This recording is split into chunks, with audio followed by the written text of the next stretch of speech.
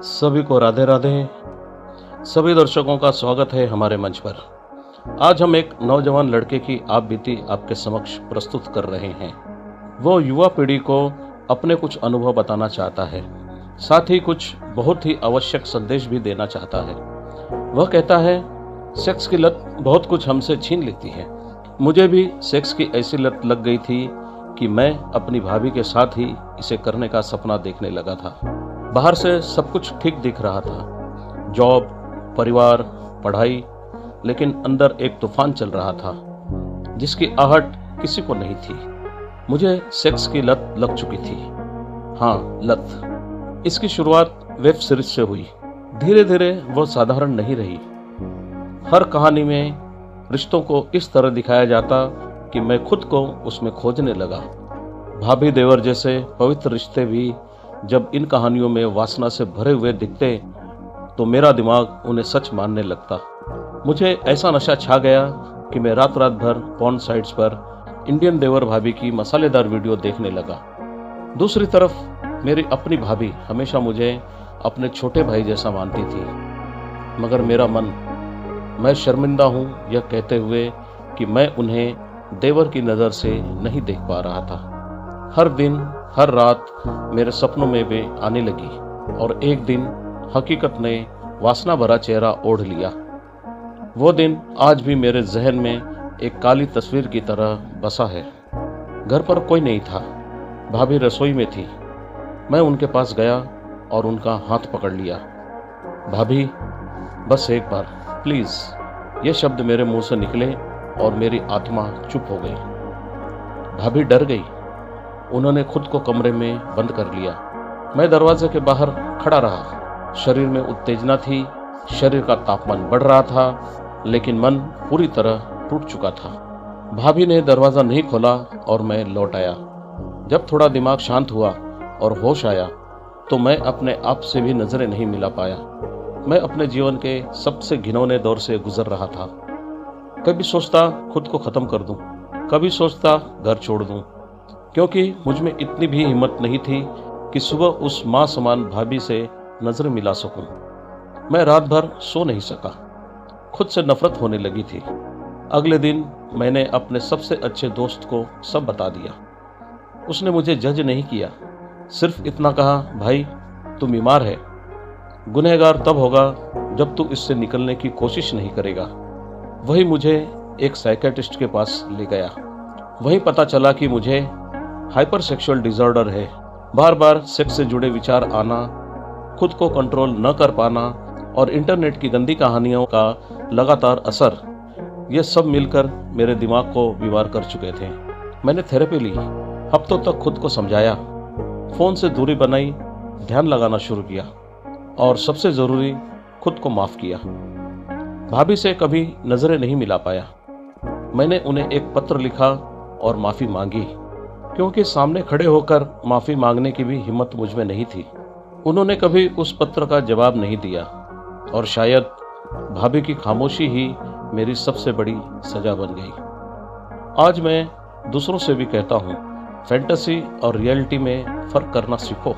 जो रिश्ता तुम्हें सबसे पहले प्यार सिखाता है, उसे अपनी वासना का पात्र मत बनाओ। सोच पर कंट्रोल खोना एक बीमारी हो सकती है, लेकिन उस सोच का इलाज कराना बहादुरी है। आज मेरी वही भाभी मुझे किसी भी देवी से ज़्यादा पूजनीय लगती है। भाभी का एक गलत कदम पूरे परिवार को बर्बाद कर सकता था और शायद मैं भी आज किसी दरिंदे की ज़िंदगी जी रहा होता। आजकल हम कई परिवारों में इस तरह के किस्से सुनते हैं और तुरंत जज करने लगते हैं कि कौन सही है कौन गलत। लेकिन मैं अपने व्यक्तिगत अनुभव से कहता हूँ कि ऐसे रिश्ते दोनों की रजामंदी से ही बनते हैं, चाहे पहल किसी ने भी की हो। जब तक दोनों तैयार न हो, ऐसा कुछ भी हो ही नहीं सकता। मित्रों, आखिर में मैं बस इतना ही कहूँगा, आपके मन में गलत विचार आना स्वाभाविक है, लेकिन उससे मुंह फेरना नहीं, उससे लड़ना ही पड़ेगा। उस पर नियंत्रण न कर पाना आपको ऐसी बर्बादी में ढकेल सकता है जहाँ से निकल पाना बहुत कठिन हो जाएगा। यदि किसी के मन में ऐसे विचार आते हैं तो खुद को संभालें। फिर भी न संभले तो तुरंत डॉक्टर से संपर्क करें और इलाज करवाएं। वरना एक दिन आप अपराधी बनकर अपने कर्मों का कर्ज चुकाने को मजबूर होंगे। मैं भी चुका रहा हूँ। सोचता हूँ काश मैंने वह कदम उठाने से पहले किसी से इस बारे में चर्चा की होती तो शायद ऐसा गुनाह न करता। एक बार फिर कहना चाहता हूँ, गुनाह छोटा हो या बड़ा, उस पर तुरंत काम करना शुरू कीजिए। अपने भाई बहन या मित्रों से चर्चा करें। कोई न मिले तो माता पिता से बात करें, क्योंकि आप चाहे जितनी भी कोशिश कर लें गुनाह को छिपाने की, एक न एक दिन वह बाहर आता ही है। बाहर न भी आए और छिपाने में कामयाब भी हो जाए तो भी एक दिन आपको अंदर से तोड़ देता है। इसलिए सोच गुनाह में बदल जाए उससे पहले उससे बाहर निकलने का जो भी रास्ता मिले अपनाइए। दर्शकों, आपने सुनी इस युवा की कहानी। उसकी एक गलती ने उसे न केवल अपनी नज़रों में गिराया बल्कि माँ समान भाभी की नज़रों में भी कहीं का नहीं छोड़ा। उसने खुद को तो संभाल लिया, लेकिन पश्चाताप की आग में आज भी जल रहा है और शायद मरते दम तक जलता रहेगा। लेकिन एक बात उसमें अच्छी रही, खुद से लड़ने का जज्बा और जीतने की हिम्मत।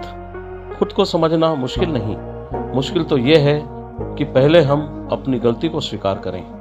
जब तक हम अपनी गलती को स्वीकार नहीं करते तब तक ये तय है कि हम उसे सुधार नहीं सकते।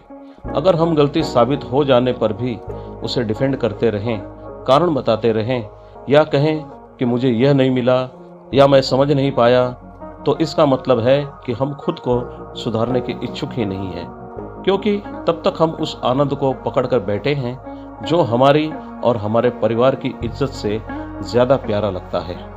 लोग कहते हैं सोच पहले आदत बनती है और फिर फितरत। इंसान की फितरत कभी नहीं बदलती, लेकिन मैं मानता हूँ अगर अपराधी अपनी सोच बदल ले तो उसकी फितरत भी बदल जाती है।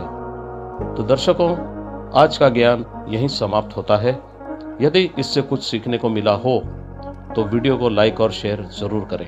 आपके शेयर करने से यदि यह वीडियो देखकर एक भी व्यक्ति की सोच बदलती है और वह गुनाह के रास्ते से लौट आता है तो आपको और हमें भी दुआएं मिलेंगी। यदि आपने अभी तक चैनल को सब्सक्राइब नहीं किया है तो तुरंत सब्सक्राइब करें और बेल आइकन दबा लें ताकि नई वीडियो की नोटिफिकेशन आपको समय पर मिलती रहे।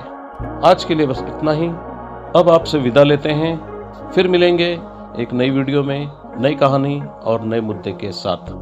तब तक आप खुश रहें, स्वस्थ रहें और सुरक्षित रहें। इस मुहिम से जुड़े रहने के लिए आपका बहुत बहुत धन्यवाद। आपका दिन शुभ हो। सभी को हमारी ओर से राधे राधे।